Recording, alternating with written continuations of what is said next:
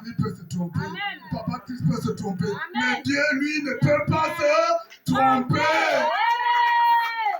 Il ne peut pas se tromper. Il ne se trompe pas. Parce que la parole dit qu'il te connaît depuis le sein de ta mère. Avant même que tu ne naisses, il te connaissait déjà. Amen. Amen. Peuple de Dieu, ce sont les âmes. La foi.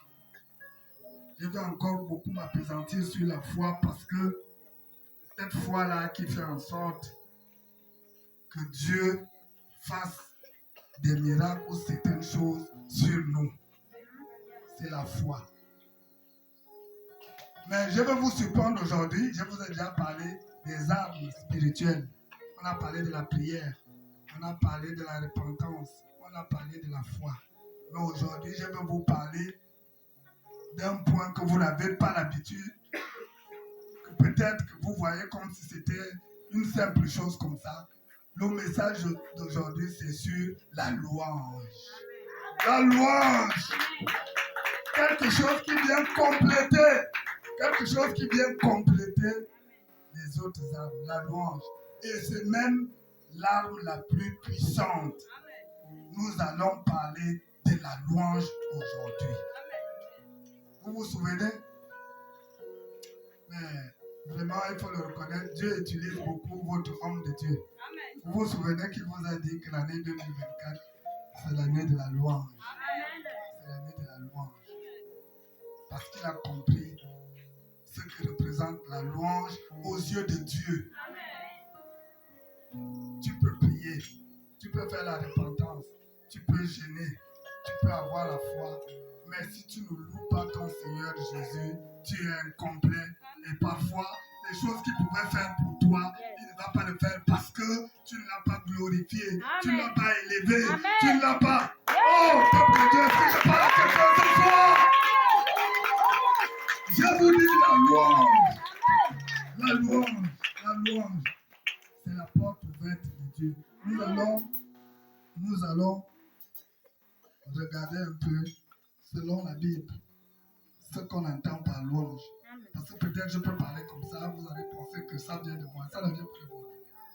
Le français de la Bible, le gros français, nous allons aller simplement pour que chacun puisse comprendre. C'est quoi la louange? Parce que quand on parle de la louange, il faut qu'on comprenne ce qu'on entend par louange. La louange, c'est l'acte par lequel l'homme célèbre, acclame la grandeur et la bonté de son Dieu. On dit c'est l'acte par lequel l'homme célèbre, acclame la grandeur et la bonté de son Dieu.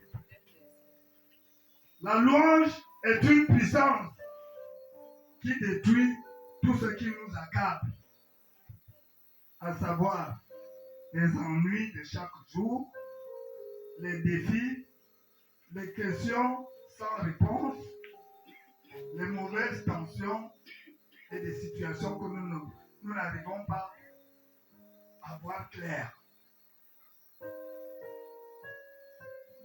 Un lecteur pour Hébreux 13, verset 15. S'il vous plaît. Fils de louange, c'est-à-dire le fruit des lèvres qui confessent son nom. Amen. Verset 2. Servez l'Éternel avec joie. Venez avec allégresse en sa présence. Amen. À l'attirer vers nous, non pas avec des lamentations, mais avec un cœur entier pour lui. Peuple de Dieu, je ne m'arrêtais pas là. Asseyez-vous, s'il vous plaît. La louange. Je sais que tout le monde connaît ce qu'on entend par louange. Est-ce que, la question qu'on doit se poser, est-ce que c'est toutes sortes de louanges qui atteignent Dieu? Puisque même dans la parole de Dieu, on dit qu'il y a une louange qui libère. Il y a une louange qui libère. Notre attitude là, venons sur terre. Quand on chante la louange, Est-ce que la louange qu'on chante ici peut nous amener vers Dieu? Vous allez certainement me dire oui. D'autres diront non.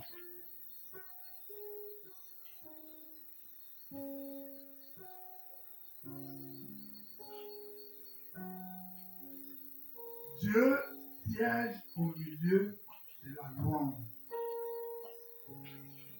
Ça veut dire, comme je vous ai dit tout à l'heure, je vous ai parlé des autres armes. La prière, la repentance, la foi. Mais la Bible nous dit que la louange est l'arme la plus puissante. La louange est l'arme la plus puissante. Parce que c'est là où Dieu siège. C'est sa maison. Quand nous chantons la louange, est-ce que nous avons conscience de cela? Je pose la question au peuple.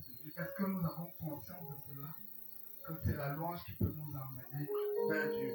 On peut avoir des failles, des difficultés, des problèmes à gauche et à droite. Est-ce que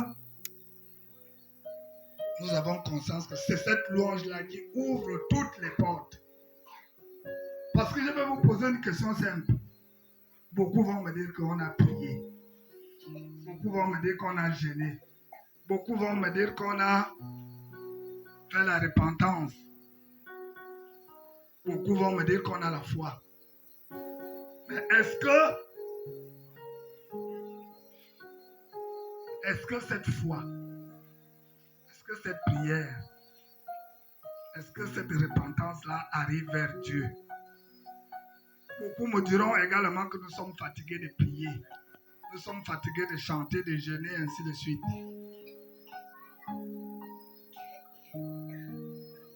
Pourquoi ma prière n'est pas exaucée?